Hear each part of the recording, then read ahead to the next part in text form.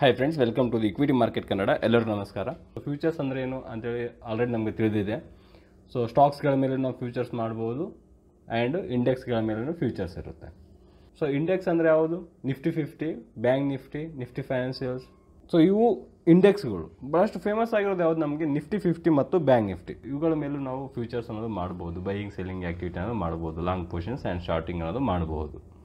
Okay, so ಈ ಕ್ಲಾಸಲ್ಲಿ ಇಂಡೆಕ್ಸ್ಗಳ ಮೇಲೆ ಫ್ಯೂಚರ್ ಮಾಡಿದರೆ ಯಾವ ಥರ ಇರುತ್ತೆ ಮತ್ತು ಹೆಡ್ಜಿಂಗ್ ಅಂದರೆ ಏನು, ಹೆಡ್ಜಿಂಗ್ ಬಗ್ಗೆ ನಮ್ಗೆ ಯಾಕೆ ತಿಳಿದಿರಬೇಕು, ಅದರ ಉಪಯೋಗ ಅನ್ನೋದು ಯಾವ ಥರ ಇರುತ್ತೆ, ಓಪನ್ ಇಂಟ್ರೆಸ್ಟ್ ಆ್ಯಂಡ್ ವ್ಯಾಲ್ಯೂ, ಈ ಟಾಪಿಕ್ಗಳ ಬಗ್ಗೆ ನಾವು ಈ ಕ್ಲಾಸಲ್ಲಿ ತಿಳ್ಕೊಳ್ಳೋಣ.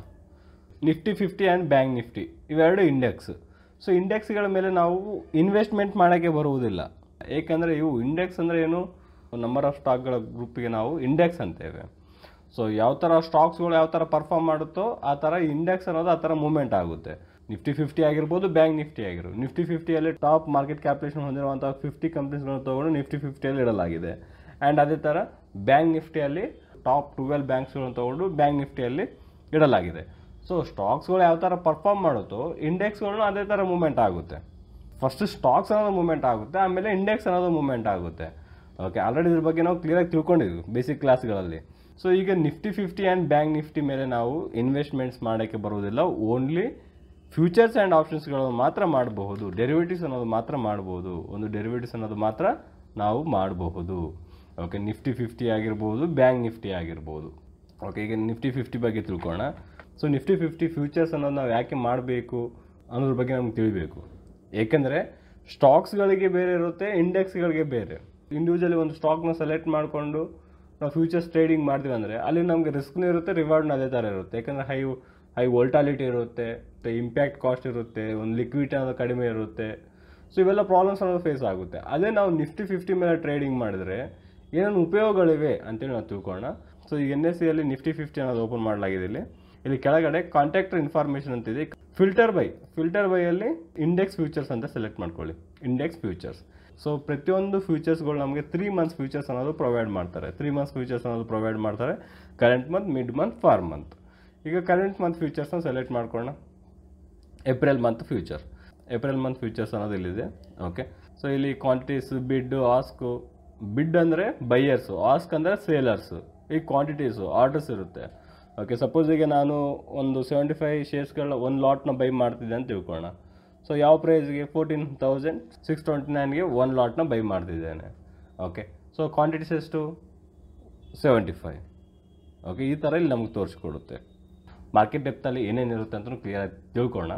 ಓಕೆ, ಸೊ ಈಗ Nifty 50 index and Nifty 50 future ಎರಡು ಸಿಮಿಲರ್ ಆಗಿ ಮೂವ್ಮೆಂಟ್ ಆಗುತ್ತೆ. ಫಸ್ಟು ನಿಫ್ಟಿ 50 ಅನ್ನೋ ಮೂವ್ಮೆಂಟ್ ಆಗುತ್ತೆ, ಆಮೇಲೆ ನಿಫ್ಟಿ ಏಪ್ರಿಲ್ ಫ್ಯೂಚರ್ ಅನ್ನೋದು ಮೂವ್ಮೆಂಟ್ ಆಗುತ್ತೆ. ಅಂದರೆ ಫ್ಯಾಕ್ಷನ್ ಆಫ್ ಸೆಕೆಂಡಲ್ಲೇ ಮೂವ್ಮೆಂಟ್ ಆಗುತ್ತೆ. ನಾವು ಇದ್ರ ಅಬ್ಸರ್ವ್ ಮಾಡಿ ಮತ್ತು ಅದರಲ್ಲಿ ಹೋಗಿ ಟ್ರೇಡಿಂಗ್ ಮಾಡ್ಬೋದು, ಅಷ್ಟೊಂದು ಸಮಯ ನಮಗೆ ಸಿಗೋದಿಲ್ಲ. ಇನ್ನು ಫ್ರಾಕ್ಷನ್ ಆಫ್ ಸೆಕೆಂಡಲ್ಲಿ ಸೇಮ್ ಮೂವ್ಮೆಂಟ್ ಆಗುತ್ತೆ. ಎರಡು ಒಂದೇ ಡೈರೆಕ್ಷನಲ್ಲಿ ಇರುತ್ತೆ, ಅಪೋಸಿಟ್ ಡೈರೆಕ್ಷನಲ್ಲಿ ಮೂವ್ಮೆಂಟ್ ಆಗೋದಿಲ್ಲ. ಸ್ಪಾಟ್ ಪ್ರೈಸ್ ಆ್ಯಂಡ್ ಫ್ಯೂಚರ್ ಪ್ರೈಸ್ಗಳು ಎರಡು ಸೇಮ್ ಡೈರೆಕ್ಷನಲ್ಲೇ ಮೂವ್ಮೆಂಟ್ ಆಗುತ್ತೆ, ಅಪೋಸಿಟ್ ಡೈರೆಕ್ಷನಲ್ಲಿ ಮೂವ್ಮೆಂಟ್ ಆಗೋದಿಲ್ಲ. ಸೊ ಈಗ ನಿಫ್ಟಿ 50 ಏಪ್ರಿಲ್ ಫ್ಯೂಚರಲ್ಲಿ ನಾವು ಏನೇನು ಮಾಡ್ಬೋದು? ಲಾಂಗ್ ಪೊಸಿಷನ್ಸ್ನು ತೊಗೋಬೋದು, ಶಾರ್ಟ್ ಪೊಸಿಷನ್ ಮಾಡ್ಬೋದು. ಲಾಂಗ್ ಪೊಸಿಷನ್ ಅಂದ್ರೆ ಫಸ್ಟ್ ನಾವು ಬೈ ಮಾಡಿ ಆಮೇಲೆ ಸೆಲ್ಲಿಂಗ್ ಮಾಡ್ತೇವೆ, ಅದಕ್ಕೆ ನಾವು ಲಾಂಗ್ ಪೊಸಿಷನ್ ಅಂತೇವೆ. ಇಂಡೆಕ್ಸ್ನ ಪ್ರೈಸಸ್ ನಮ್ಗೆ ಇನ್ಕ್ರೀಸ್ ಆಗುವಾಗ ಲಾಂಗ್ ಪೊಸಿಷನ್ ಮಾಡ್ತೇವೆ. ಆ್ಯಂಡ್ ಅದೇ ಥರ ಶಾರ್ಟ್ ಪೊಸಿಷನ್ಸ್ ಯಾವಾಗ ಮಾಡ್ತೇವೆ?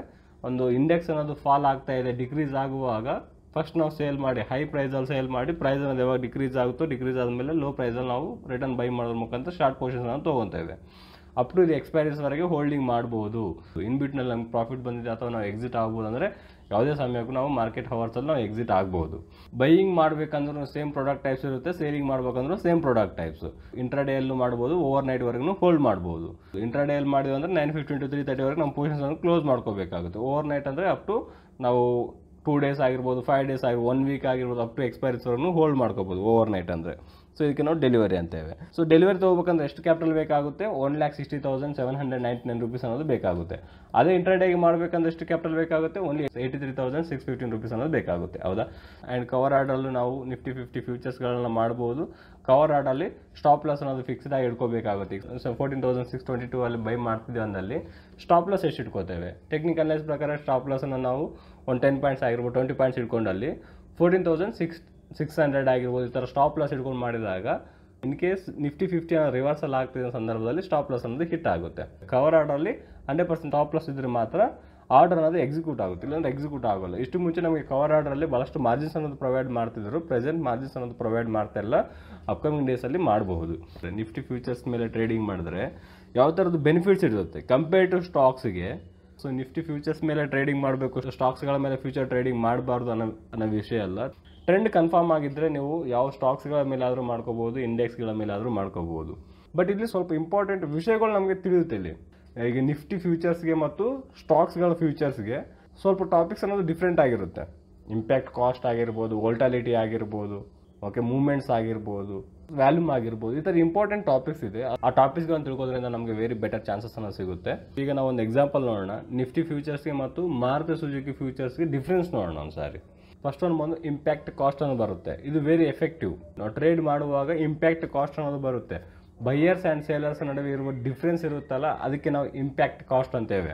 ನೀವು ಸ್ಟಾಕ್ಸ್ಗಳಾಗಿರ್ಬೋದು, ಫ್ಯೂಚರ್ಸ್ ಆ್ಯಂಡ್ ಆಪ್ಷನ್ಸ್ಗಳಾಗಿರ್ಬೋದು, ಯಾವ್ದ್ರ ಮೇಲೆ ಟ್ರೇಡಿಂಗ್ ಮಾಡ್ತಿದ್ರು ಇನ್ವೆಸ್ಟ್ಮೆಂಟ್ ಮಾಡುವಾಗೂ ಇಂಪ್ಯಾಕ್ಟ್ ಕಾಸ್ಟ್ ಅನ್ನೋದು ಇರುತ್ತೆ. ಇದು ತಿಳ್ಕೊಳ್ಳೋದು ಇಂಪಾರ್ಟೆಂಟ್. ಈಗ ನಿಫ್ಟಿ ಫ್ಯೂಚರಲ್ಲಿ ಬೈಯರ್ ಅನ್ನೋರು 14,629ಗೆ ಬೈ ಮಾಡೋಕ್ಕೆ ರೆಡಿ ಆಗಿದ್ದಾರೆ. ಸೇಲರ್ ಎಲ್ಲಿ ಸೇಲ್ ಮಾಡ್ತಾ ಇದ್ದಾರೆ? 14,630 ಸೇಲ್ ಮಾಡ್ತಾ ಇದ್ದಾರೆ. ಅಂದರೆ ಈಗ ಬೈಯರ್ಸ್ ಆ್ಯಂಡ್ ಸೇಲರ್ಸ್ ಡಿಫ್ರೆನ್ಸ್ ಎಷ್ಟಿದೆ? ₹1 ಅನ್ನೋದು ಡಿಫ್ರೆನ್ಸ್ ಆಗಿದೆ. ಸೊ ನಾವೀಗ ಸಡನ್ನಾಗಿ ಮಾರ್ಕೆಟ್ ಪ್ರೈಸ್ಗೆ ಬೈ ಮಾಡಿದ್ರೆ ಎಷ್ಟು ಲಾಸ್ ಆಗುತ್ತೆ? ನಮಗೆ ₹1 ಅನ್ನೋದು ಲಾಸ್ ಆಗಲಾಗುತ್ತೆ. 14,629 ಲಾಸ್ಟ್ ಟ್ರೇಡಿಂಗ್ ಪ್ರೈಸ್ ಅಂತ ತೋರಿಸ್ತಾ ಇರುತ್ತೆ.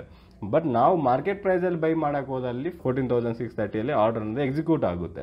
ಸೊ ₹1 ಅನ್ನೋ ಡಿಫ್ರೆನ್ಸ್ ಆಯಿತು. ಆ ₹1 ನಮಗೆ ಲಾಸ್ ಆಗಲಾಗುತ್ತೆ. ಸೊ ಅಂದರೆ ನಿಫ್ಟಿ ಫ್ಯೂಚರ್ ಲಾಟ್ ಸೈಜ್ ಎಷ್ಟಿದೆ? 75 ಅನ್ನೋದು ಲಾಟ್ ಸೈಜ್ ಇದೆ. 1 ಪಾಯಿಂಟ್ ಲಾಸ್ ಆಗಿದೆ ಅಂದರೆ ₹75 ಅನ್ನೋದು ಲಾಸ್ ಆಗಲಾಗುತ್ತೆ. ಸೊ ಅದೇ ಥರ ಈಗ ಮಾರುತಿ ಸುಜುಕಿ ಫ್ಯೂಚರ್ಸ್ಗೆ ಕಂಪೇರ್ ಮಾಡೋಣ. ಸೊ ಇಲ್ಲಿ ನೋಡ್ಬೋದು ಬಿಡ್ ಪ್ರೈಸ್ ಎಷ್ಟಿದೆ. ಸೊ ಬಿಡ್ ಅಂದರೆ ಬೈಯರ್ಸ್, ಓಕೆ, ಆಸ್ಕ್ ಅಂದರೆ ಸೇಲರ್ಸ್. ಬಿಡ್ ಪ್ರೈಸ್ ಎಷ್ಟಿದೆ? 6,846 ಅನ್ನೋದು ಬಿಡ್ ಪ್ರೈಸ್ ಆಗಿದೆ. ಆ್ಯಂಡ್ ಆಸ್ಕ್ ಪ್ರೈಸ್ 6,849.70 ಅನ್ನೋದು ಸೇಲರ್ಸ್ನ ಪ್ರೈಸ್ ಆಗಿದೆ. ಎಷ್ಟು ಪ್ರೈಸ್ ಡಿಫ್ರೆನ್ಸ್ ಆಯಿತು?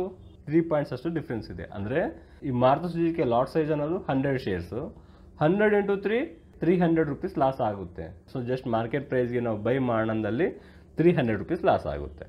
ಸೊ ಈಗ ಇಂಪ್ಯಾಕ್ಟ್ ಕಾಸ್ಟ್ ಅನ್ನೋದು ನಿಫ್ಟಿ ಫ್ಯೂಚರ್ಸ್ಗೆ ಎಷ್ಟು ಡಿಫ್ರೆನ್ಸ್ ಇದೆ ಆ್ಯಂಡ್ ಮಾರುತಿ ಸುಜುಕಿಗೆ ಎಷ್ಟು ಡಿಫ್ರೆನ್ಸ್ ಇದೆ?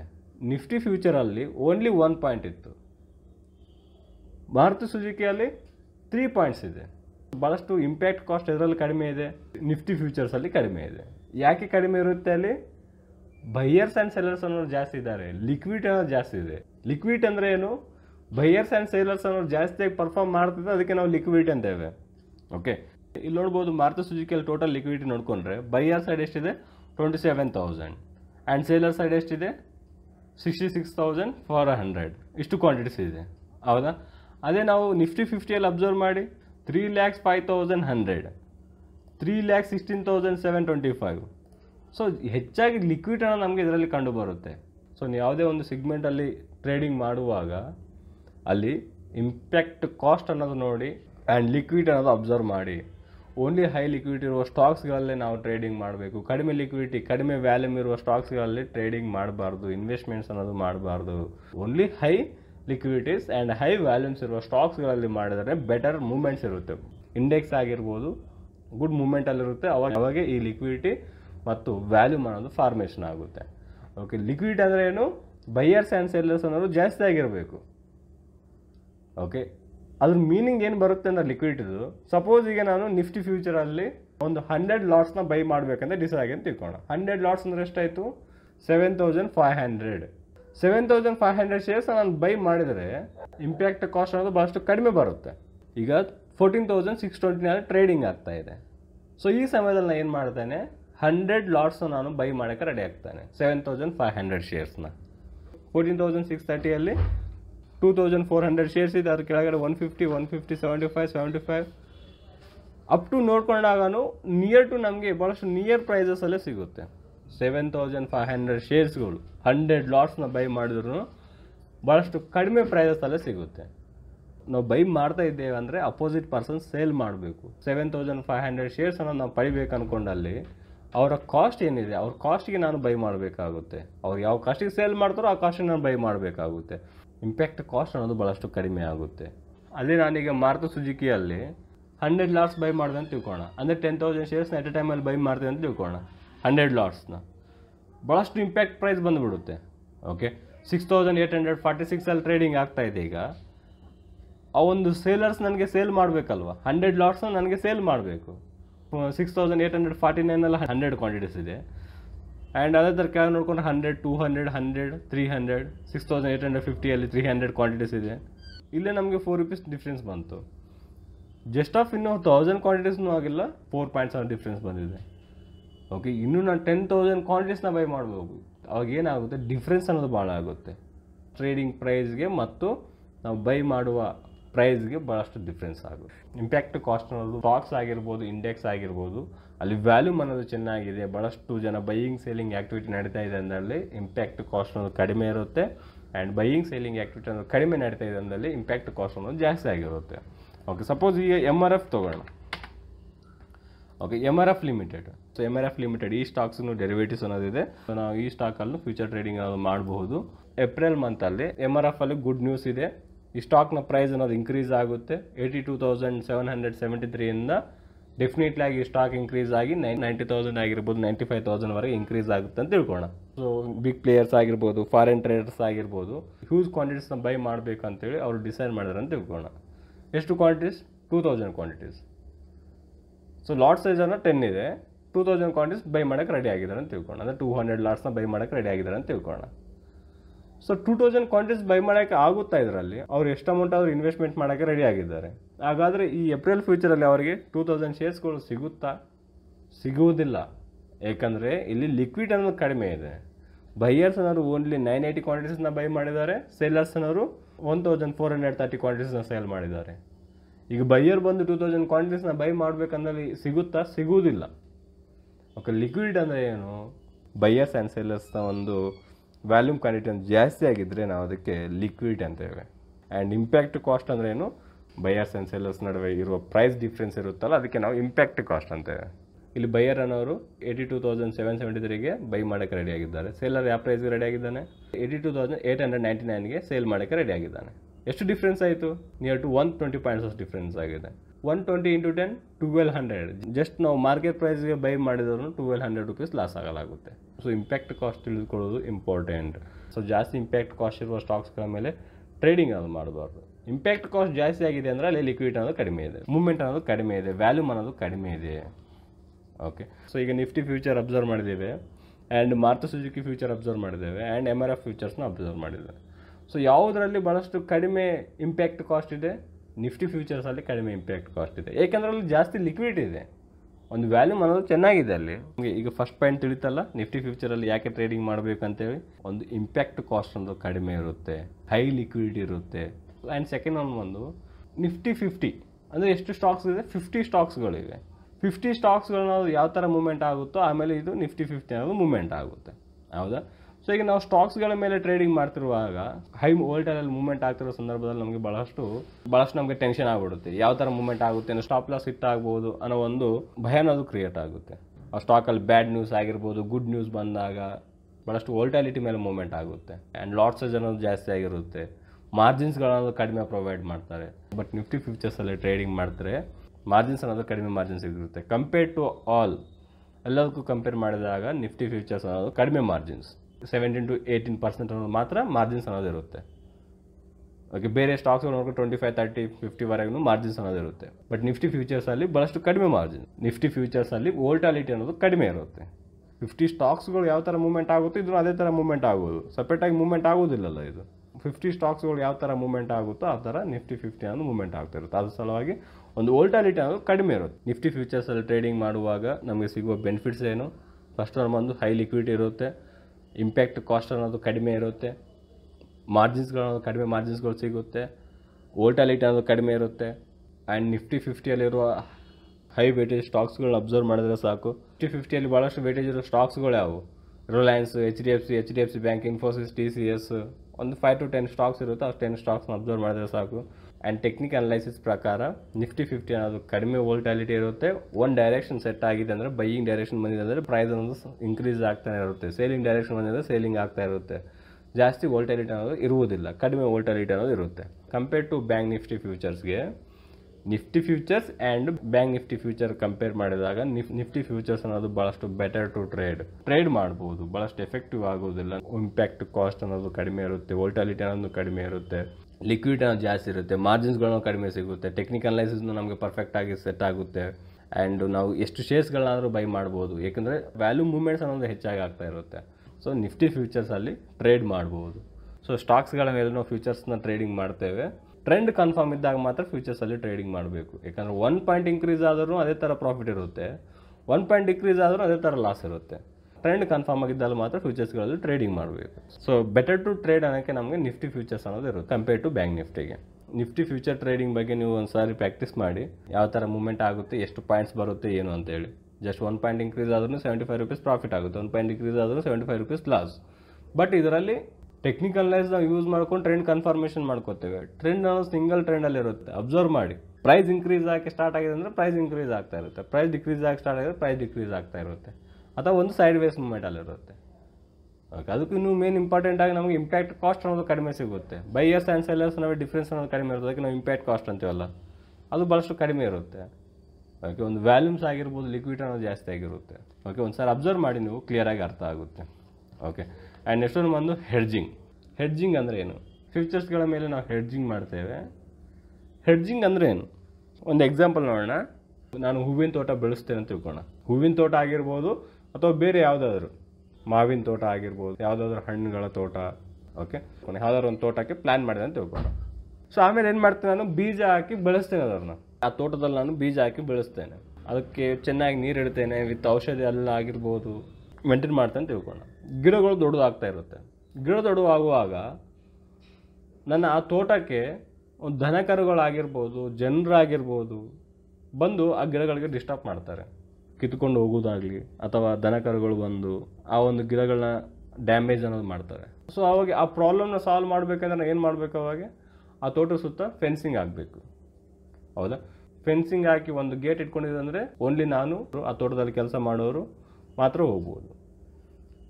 ಅನ್ನೊಂದು ಪರ್ಸನ್ಸ್ ಆಗಿರ್ಬೋದು ಅಥವಾ ದನಗಳು ಅದರೊಳಗಡೆ ಬರೋಕ್ಕೆ ಆಗುವುದಿಲ್ಲ.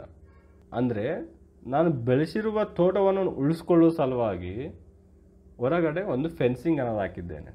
ಆ ತೋಟದಿಂದ ಹೂವು ಆಗಿರ್ಬೋದು, ಹಣ್ಣುಗಳನ್ನ ನಾನು ಮಾರಿದಲ್ಲಿ ನನಗೆ ಪ್ರಾಫಿಟ್ಸ್ ಬರುತ್ತೆ.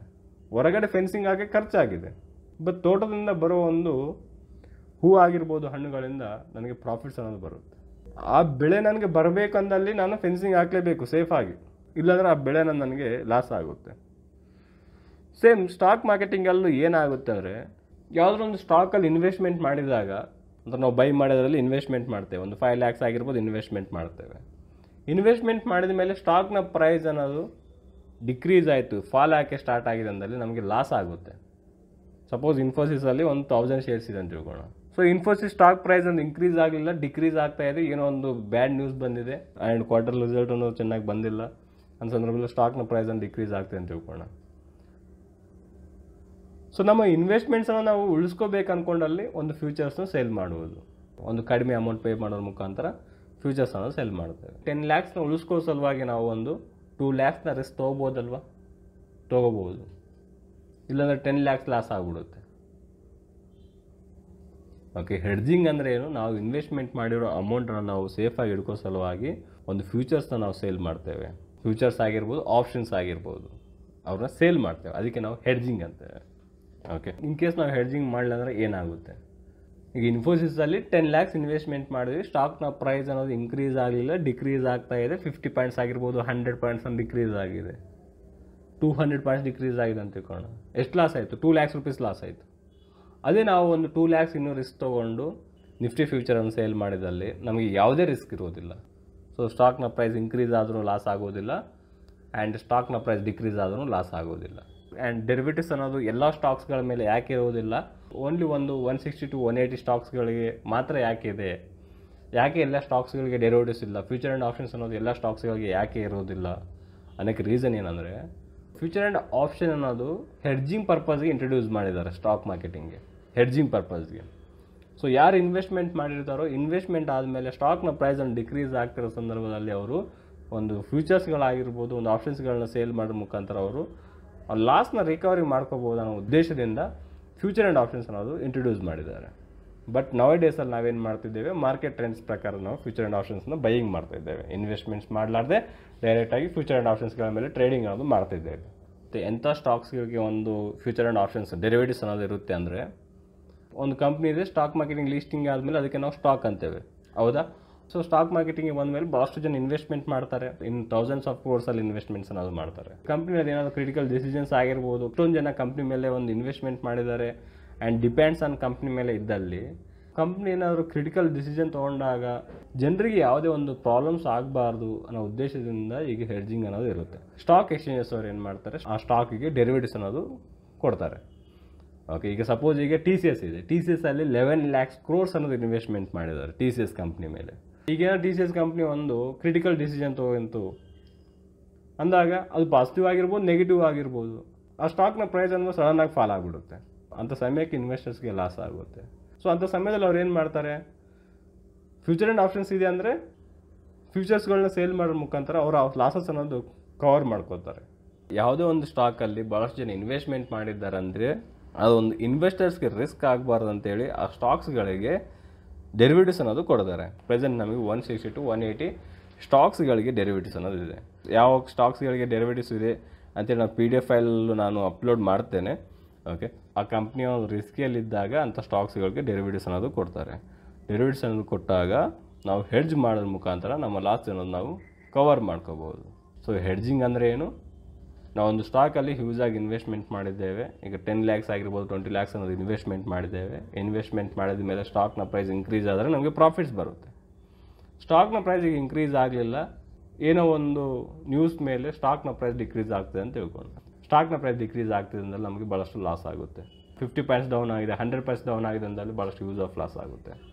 ಆ ಲಾಸ್ನ ಕವರ್ ಯಾವ ಥರ ಮಾಡ್ಕೋಬೋದು, ಲಾಸ್ ಕವರ್ ಮಾಡ್ಕೋಕ್ಕೆ ಆಗೋದಿಲ್ಲ. ಆಗೇನಾದರೂ ಸ್ಟಾಕ್ ಮತ್ತು ರಿಕವರಿ ಆಯ್ತು ಅಂದರೆ ನಮಗೆ ಬೈ ಮಾಡಿರೋ ಪ್ರೈಸ್ಗೆ ಬರುತ್ತೆ, ಅಥವಾ ನಾವು ಬೈ ಮಾಡಿರೋ ಪ್ರೈಸ್ ಮೇಲೆ ಇನ್ಕ್ರೀಸ್ ಆಯ್ತು ಅಂದಲ್ಲಿ ಪ್ರಾಫಿಟ್ಸ್ ಬರುತ್ತೆ, ಇಲ್ಲಾಂದರೆ ಲಾಸಲ್ಲೇ ಇರ್ತೇವೆ. ಆ ಲಾಸ್ನ ಕವರ್ ಮಾಡ್ಕೋಕ್ಕೆ ಆಗೋದಿಲ್ಲ. ಸೊ ಯಾವಾಗ ಸ್ಟಾಕ್ನ ಪ್ರೈಸ್ ಡಿಕ್ರೀಸ್ ಆಗ್ತದೆ ನಮ್ಗೆ ತಿಳಿದಾಗ ಆ ಸ್ಟಾಕ್ನ ಫ್ಯೂಚರ್ಸನ್ನು ಸೇಲ್ ಮಾಡೋದ್ರ ಮುಖಾಂತರ ನಾವು ಆ ಲಾಸ್ನ ರಿಕವರಿ ಮಾಡ್ಕೋಬೋದು. ಇದಕ್ಕೆ ನಾವು ಹೆಡ್ಜಿಂಗ್ ಅಂತೇವೆ. ಸ್ಪಾಟ್ ಪ್ರೈಸ್ ಮೇಲೆ ಬೈಯಿಂಗ್ ಮಾಡೋದು, ಫ್ಯೂಚರ್ಸ್ಗಳನ್ನ ಸೇಲಿಂಗ್ ಮಾಡೋದು, ಇದಕ್ಕೆ ನಾವು ಹೆಡ್ಜಿಂಗ್ ಅಂತೇವೆ. ಹೆಡ್ಜಿಂಗ್ ಮೇಲೆ ಸ್ಟ್ರಾಟಜೀಸ್ಗಳನ್ನೂ ಇವೆ, ಅಪ್ಕಮಿಂಗ್ ಕ್ಲಾಸಲ್ಲೂ ಅದ್ರ ಬಗ್ಗೆ ತಿಳ್ಕೊತೇವೆ. ಓಕೆ, ಈಗ ಡೆರಿವೇಟಿವ್ಸ್ ಇರೋ ಸ್ಟಾಕ್ಸ್ಗಳಲ್ಲಿ ನಾವು ಫಾಲ್ ಆಗುವಾಗ ಹೆಡ್ಜ್ ಮಾಡೋ ಮುಖಾಂತರ ನಾವು ಲಾಸ್ನ ಕವರ್ ಮಾಡ್ಕೋಬೋದು. ಸೊ ಸ್ವಲ್ಪ ಸ್ಟಾಕ್ಸ್ಗಳಿಗೆ ಡೆರಿವೇಟಿವ್ಸ್ ಇರೋದಿಲ್ಲ, ಅಂಥ ಸ್ಟಾಕ್ಗಳಲ್ಲಿ ಲಾಸ್ನ ಯಾವ ಥರ ರಿಕವರಿ ಮಾಡ್ಕೋಬೋದು, ಡಿಫಿಕಲ್ಟ್ ಆಗುತ್ತಲ್ಲ. ಸಪೋಸ್ ಈಗ ಇನ್ಫೋಸಿಸ್ ಸ್ಟಾಕ್ಗೆ ಡೆರಿವೇಟಿವ್ಸ್ ಇದೆ, ಸೊ 160 to 180 ಸ್ಟಾಕ್ಸ್ಗಳಿಗೆ ಡೆರಿವೇಟಿವ್ಸ್ ಇದೆ. ಸ್ಟಾಕ್ ಮಾರ್ಕೆಟಿಂಗಲ್ಲಿ ಲೀಸ್ಟಿಂಗ್ ಆಗಿರೋ ಸ್ಟಾಕ್ಸ್ಗಳು ಎಷ್ಟು, NSEಯಲ್ಲಿ 2500 ಸ್ಟಾಕ್ಸ್ ಲಿಸ್ಟಿಂಗ್ ಆಗಿದೆ, BSEಯಲ್ಲಿ 5000+ ಸ್ಟಾಕ್ಸ್ ಅನ್ನೋದು ಲಿಸ್ಟಿಂಗ್ ಆಗಿದೆ. ಓನ್ಲಿ ನಾವು 160 to 180 ಸ್ಟಾಕ್ಸ್ಗಳ ಮೇಲೆ ನಾವು ರಿಕವರಿ ಮಾಡ್ಕೋಬೋದಾ, ಬೇರೆ ಸ್ಟಾಕ್ಸ್ಗಳಲ್ಲಿ ನಾವು ರಿಸ್ಕ್ ಅನ್ನೋದು ತೊಗೋಬೇಕಾಗುತ್ತಾ?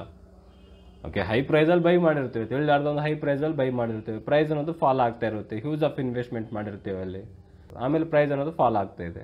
ಸೊ ಅಂಥ ಸಂದರ್ಭದಲ್ಲಿ ಭಾಳಷ್ಟು ನಮಗೆ ರಿಸ್ಕ್ ಆಗುತ್ತೆ, ಭಾಳಷ್ಟು ಲಾಸ್ ಆಗುತ್ತೆ. ಸೊ ಆ ಲಾಸ್ ತೊಗೋಬಾರ್ದು ಅಂತೇಳಿ ನಾವು ಹೆಡ್ಜಿಂಗ್ ಅನ್ನೋದು ಮಾಡ್ತೇವೆ, ಹೌದಾ? ಡೆರಿವೇಟಿವ್ಸ್ ಅನ್ನೋದು ಇರಲಾರ್ದ ಸ್ಟಾಕ್ಸ್ ಇರುತ್ತೆ, ಆ ಸ್ಟಾಕ್ಸ್ಗಳ ಮೇಲೆ ಎಷ್ಟು ರಿಸ್ಕ್ ಅನ್ನೋದು ಇರುತ್ತೆ ಅನ್ನೋದು ನಾವು ಮುಂಚೆನೇ ತಿಳ್ಕೊಬೋದು, ಅಂದರೆ ಮುಂಚೆನೇ ತಿಳ್ಕೊಬೋದು. ಯಾವುದೇ ಸ್ಟಾಕಲ್ಲಿ ಇನ್ವೆಸ್ಟ್ಮೆಂಟ್ ಮಾಡಿದಾಗ 2 types ಆಫ್ ರಿಸ್ಕ್ ಇರುತ್ತೆ. ಒಂದು ಸಿಸ್ಟಮೆಟಿಕ್ ರಿಸ್ಕ್, ಇನ್ನೊಂದು ಅನ್ಸಿಸ್ಟಮೆಟಿಕ್ ರಿಸ್ಕ್.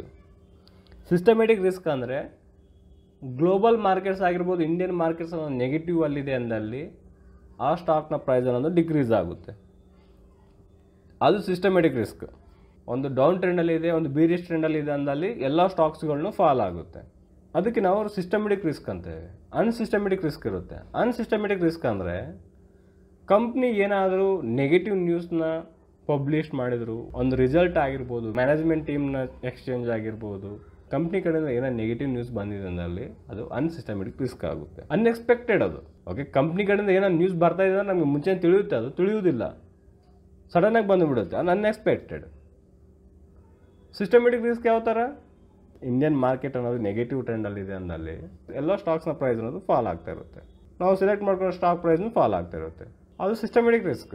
ಈಗ ಡೆರಿವೇಟಿವ್ಸ್ ಇರೋ ಸ್ಟಾಕ್ಸ್ಗಳ ಮೇಲೆ ನಾವು ಹೆಡ್ಜ್ ಮಾಡೋ ಮುಖಾಂತರ ಲಾಸ್ನ ರಿಕವರಿ ಮಾಡ್ಕೋಬೋದು. ಡೆರಿವೇಟಿವ್ಸ್ ಇರಲಾರ್ದ ಸ್ಟಾಕ್ಸ್ ಇರುತ್ತೆ, ಸಪೋಸ್ ಫ್ಯೂಚರ್ ರಿಟೇಲ್ಸ್ ಆಗಿರ್ಬೋದು, ಎಡ್ವಿಲ್ಸಸ್ ಆಗಿರ್ಬೋದು, ವಿಗಾರ್ಡು, BBTC, VBL, ಜಸ್ಟ್ ಡಯಲ್, ಈ ಥರ ಭಾಳಷ್ಟು ಸ್ಟಾಕ್ಸ್. ಓನ್ಲಿ 160 to 180 ಸ್ಟಾಕ್ಸ್ಗಳಿಗೆ ಮಾತ್ರ ಡೆರಿವೇಟಿವ್ಸ್ ಇದೆ, ಉಳಿದಿರೋ ಸ್ಟಾಕ್ಸ್ಗೆ ಡೆರಿವೇಟಿವ್ಸ್ ಅನ್ನೋದು ಇಲ್ಲ. ಹಾಗಾದರೆ ಮಾರ್ಕೆಟ್ಸ್ ಅನ್ನೋದು ಡೌನ್ ಟ್ರೆಂಡಲ್ಲಿ ಮೂವ್ಮೆಂಟ್ ಆಗುವಾಗ ಒಂದು ಸಿಸ್ಟಮೆಟಿಕ್ ರಿಸ್ಕ್ ಅನ್ನೋದು ಎಷ್ಟಿರುತ್ತೆ, ಎಷ್ಟು ರಿಸ್ಕನ್ನ ನಾವು ಎಕ್ಸ್ಪೆಕ್ಟ್ ಮಾಡ್ಬೋದು ಅಂದರೆ ಆ ರಿಸ್ಕ್ನ ನಾವು ತಿಳ್ಕೊಬೇಕು ಅಂದ್ಕೊಂಡಲ್ಲಿ ಆ ಸ್ಟಾಕ್ನ ಬೀಟಾ ವ್ಯಾಲ್ಯೂಗಳನ್ನು ತಿಳ್ಕೊಬೇಕಾಗುತ್ತೆ. ಬೀಟಾ ವ್ಯಾಲ್ಯೂ ಅಂದರೆ ಮಾರ್ಕೆಟ್ ಈಗ ನಿಫ್ಟಿ 50 ಆಗಿರ್ಬೋದು, ಸೆನ್ಸೆಕ್ಸ್ ಆಗಿರ್ಬೋದು. ನಿಫ್ಟಿ 50 ಅನ್ನೋದು 1% ಇಂಕ್ರೀಸ್ ಆಗಿದ್ದಲ್ಲಿ ನಮ್ಮ ಸ್ಟಾಕ್ನ ಪ್ರೈಸ್ ಅನ್ನೋದು ಎಷ್ಟು ಇಂಕ್ರೀಸ್ ಆಗುತ್ತೆ. ನಿಫ್ಟಿ 50 1% ಇಂಕ್ರೀಸ್ ಆಯಿತು ಅಂದಲ್ಲಿ ನಮ್ಮ ಸ್ಟಾಕ್ನ ಪ್ರೈಸ್ ಅನ್ನೋದು ಎಷ್ಟು ಇಂಕ್ರೀಸ್ ಆಗುತ್ತೆ ಅಂತ ಅನಲೈಸಿಂಗ್ ಅನ್ನೋದು ಮಾಡ್ಬೋದು. ವೆರಿ ಸಿಂಪಲ್ ಆಗಿ ಇದಕ್ಕೆ ನಾವು ಬೀಟಾ ಅಂತೇವೆ. ಮಾರ್ಕೆಟ್ಸ್ ನಿಫ್ಟಿ 50 ಆಗಿರ್ಬೋದು, ಸೆನ್ಸೆಕ್ಸ್ ಆಗಿರ್ಬೋದು, ಇಂಡಿಯನ್ ಮಾರ್ಕೆಟ್ಸ್ ಅನ್ನೋದು ಎಷ್ಟು ಇಂಕ್ರೀಸ್ ಆಗಿದೆ, ಒಂದು 1% ಆಗಿರ್ಬೋದು, 2% ಆಗಿರ್ಬೋದು, 3% ಆಗಿರ್ಬೋದು, ಇಂಕ್ರೀಸ್ ಆಗಿದೆ ಅಂತ ತಿಳ್ಕೊಳ್ಳೋಣ. ನಮ್ಮ ಮಾರ್ಕೆಟ್ಸ್ ಅನ್ನೋದು ಅಷ್ಟು ಪರ್ಸೆಂಟೇಜ್ ಇಂಕ್ರೀಸ್ ಆಗಿದ್ದಲ್ಲಿ ನಾವು ಇನ್ವೆಸ್ಟ್ಮೆಂಟ್ ಮಾಡಿರೋ ಸ್ಟಾಕ್ನ ಪ್ರೈಸ್ ಎಷ್ಟು ಇಂಕ್ರೀಸ್ ಆಗಬಹುದು ಅಂತೇಳಿ ನಾವು ಅನಲೈಸಿಂಗ್ ಮಾಡ್ಬೋದು. ಎವ್ರಿ ಡೇ ನಮಗೆ ಕಂಪ್ನಿ ನ್ಯೂಸ್ ಅನ್ನೋದು ಇರೋದಿಲ್ಲ. ಕಂಪ್ನಿ ಏನಾದ್ರು ರಿಯಾಕ್ಷನ್ ತೊಗೊಂಡಿದೆ, ಏನಾದ್ರು ನ್ಯೂಸ್ ಇದೆ ಅಂದ್ರೆ ಮಾತ್ರ ಸ್ವಲ್ಪ ದಿನಗಳಿರುತ್ತೆ. ಡೈಲಿ ನ್ಯೂಸ್ ಇರುವುದಿಲ್ಲ ಅಲ್ವಾ. ನ್ಯೂಸ್ ಇದ್ದ ದಿನ ಅದು ಮೂಮೆಂಟ್ ಆಗುತ್ತೆ, ನ್ಯೂಸ್ ಇರೋ ದಿನ ಸ್ಟಾಕ್ ಅನ್ನೋದು ಮೂಮೆಂಟ್ ಆಗುತ್ತೆ. ಓಕೆ, ನ್ಯೂಸ್ ಇರಲಾರ್ದ ದಿನ ಆ ಸ್ಟಾಕ್ ಅನ್ನೋದು ಯಾವ ಥರ ಮೂಮೆಂಟ್ ಆಗುತ್ತೆ ಅದನ್ನು ಅನಲೈಸ್ ಮಾಡ್ಬೋದಾ, ಇಷ್ಟು ಪರ್ಸೆಂಟೇಜ್ ಮೂಮೆಂಟ್ ಆಗುತ್ತೆ ಅಂತೇಳಿ ಅನಲೈಸ್ ಅನ್ನೋದು ಮಾಡ್ಬೋದು ವೆರಿ ಸಿಂಪಲ್ ಆಗಿ. ಅದಕ್ಕೆ ನಾವು ಬೀಟಾ ವ್ಯಾಲ್ಯೂಸ್ ಅಂತೇವೆ. ಬೀಟಾ ವ್ಯಾಲ್ಯೂ ಅನ್ನೋದು ಲೆಸ್ ದೆನ್ 1 ಇದ್ರೆ ಏನು, ಈಕ್ವಲ್ಸ್ ಟು 0 ಇದ್ರೆ ಏನು, ಅಬೋವ್ 1 ಇದ್ರೆ ಮೀನಿಂಗ್ ಏನಿರುತ್ತೆ. ಲೆಸ್ ದೆನ್ 0 ಇದ್ರೆ ಏನು, ಈಕ್ವಲ್ಸ್ ಟು 0, 0 to 1 ಇದ್ರೆ ಏನು, ಆ್ಯಂಡ್ 1 ಅಬೋವ್ ಇದ್ರೆ ಏನು. ಇದ್ರ ಬಗ್ಗೆ ನಾವು ಕ್ಲಿಯರ್ ಆಗಿ ತಿಳ್ಕೊಳ್ಳೋಣ ಬೀಟಾ ವ್ಯಾಲ್ಯೂಸ್ ಅನ್ನೋದು. ಸೊ ಬೀಟಾ ವ್ಯಾಲ್ಯೂಸ್ ಅನ್ನೋದು ಯಾವ ಥರ ಇರುತ್ತೆ ಅಂದರೆ ಲೆಸ್ ದೆನ್ 0 ಲೆಸ್ ದೆನ್ 0 ಅಂದರೆ negative. Okay, -0.1, -0.5, -1. Okay, less than 0 beta value ಅನ್ನೋದು ಲೆಸ್ ದೆನ್ 0 ಇದ್ದರೆ ಎಕ್ಸಾಂಪಲ್ಗೆ -0.4 ಇದೆ ಅಂತ ತಿಳ್ಕೊಳ್ಳೋಣ. ಯಾವುದಾದ್ರು ಒಂದು ಸ್ಟಾಕ್, ಆ ಸ್ಟಾಕ್ನ ಬೀಟಾ ವ್ಯಾಲ್ಯೂ ಅನ್ನೋದು -0.4 ಇದೆ ಅಂತ ತಿಳ್ಕೊಳ್ಳೋಣ. ಬೀಟಾ ವ್ಯಾಲ್ಯೂ ಅನ್ನೋದು ಯಾವ ಥರ ನೋಡಬೇಕಂತ ನಾನು ನಿಮಗೆ ತೋರಿಸ್ತೇನೆ. ಇಲ್ಲಿ ಮೈನಸ್ ಇದೆ. ಮೈನಸ್ ಅಂದರೆ ಮೈನಸ್ ಅನ್ನೋದು ಏನು ಇಂಡಿಕೇಟ್ ಮಾಡುತ್ತೆ ಅಂದರೆ ಮಾರ್ಕೆಟ್ಸ್ ಅನ್ನೋದು ಪಾಸಿಟಿವ್ ಡೈರೆಕ್ಷನಲ್ಲಿ ಮೂವ್ಮೆಂಟ್ ಆಗ್ತಾ ಇದ್ದರೆ ಸ್ಟಾಕ್ ಪ್ರೈಸ್ ಅನ್ನೋದು ನೆಗೆಟಿವ್ ಮೂವ್ಮೆಂಟ್ ಆಗುತ್ತೆ ಅಂತ ತೋರಿಸಿಕೊಡುತ್ತೆ. ಸಪೋಸ್ ಈಗ ನಿಫ್ಟಿ 50 1% ಇಂಕ್ರೀಸ್ ಆಗಿದೆ ಅಂತ ತಿಳ್ಕೊಳ್ಳೋಣ. ಆ ಸ್ಟಾಕ್ನ ಬೀಟಾ ವ್ಯಾಲ್ಯೂಸ್ ಎಷ್ಟಿದೆ, -0.4 ಇರ್ತಿದೆ, -0.4. ಆ ಸ್ಟಾಕ್ ಅನ್ನೋದು 0.4% ಅಷ್ಟು ನೆಗೆಟಿವ್ ಮೂವ್ಮೆಂಟ್ ಆಗುತ್ತೆ ಅಂತದ್ರ ಅರ್ಥ. ಓಕೆ, ನಾವು ಎಕ್ಸ್ಪೆಕ್ಟ್ ಮಾಡ್ಬೋದು 0.4%ವರೆಗೆ ಡಿಕ್ರೀಸ್ ಆಗುತ್ತೆ ಅಂತೇಳಿ, ನೆಗೆಟಿವ್ ಡೈರೆಕ್ಷನಲ್ಲಿ ಮೂವ್ಮೆಂಟ್ ಆಗುತ್ತೆ. ಮಾರ್ಕೆಟ್ಸ್ ಅನ್ನೋದು ಪಾಸಿಟಿವ್ ಡೈರೆಕ್ಷನಲ್ಲಿ ಇದೆ ಅಂದರೆ ಆ ಸ್ಟಾಕ್ ಅನ್ನೋದು ನೆಗೆಟಿವ್ ಡೈರೆಕ್ಷನಲ್ಲಿ ಮೂವ್ಮೆಂಟ್ ಆಗುತ್ತೆ.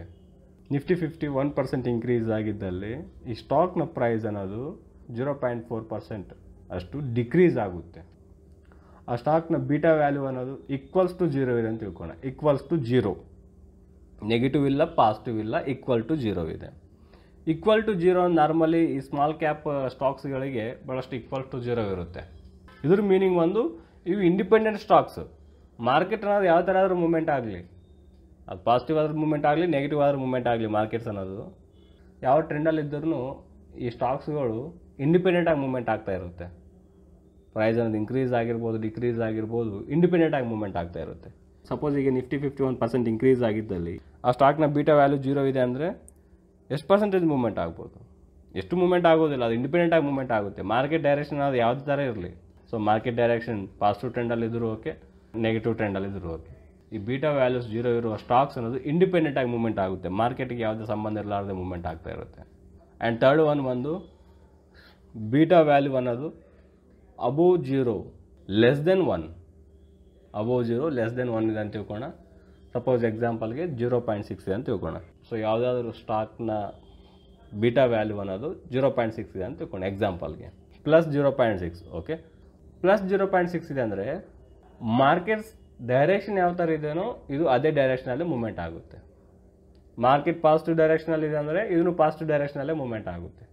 ಮಾರ್ಕೆಟ್ ನೆಗೆಟಿವ್ ಡೈರೆಕ್ಷನಲ್ಲಿದೆ ಅಂದರೆ ಇದು ನೆಗೆಟಿವ್ ಡೈರೆಕ್ಷನಲ್ಲೇ ಮೂವ್ಮೆಂಟ್ ಆಗುತ್ತೆ. ಎಷ್ಟು ಎಕ್ಸ್ಪೆಕ್ಟೇಷನ್ ಮಾಡ್ಬೋದು, ನಿಫ್ಟಿ 50 ಅನ್ನೋದು 1% ಇಂಕ್ರೀಸ್ ಆಗಿದ್ದಲ್ಲಿ ಈ ಬೀಟಾ ವ್ಯಾಲ್ಯೂ ಪ್ರಕಾರ ಆ ಸ್ಟಾಕ್ ಅನ್ನೋದು 0.6% ಅಷ್ಟು ಮೂವ್ಮೆಂಟ್ ಆಗುತ್ತೆ ಪಾಸಿಟಿವ್ ಸೈಡ್.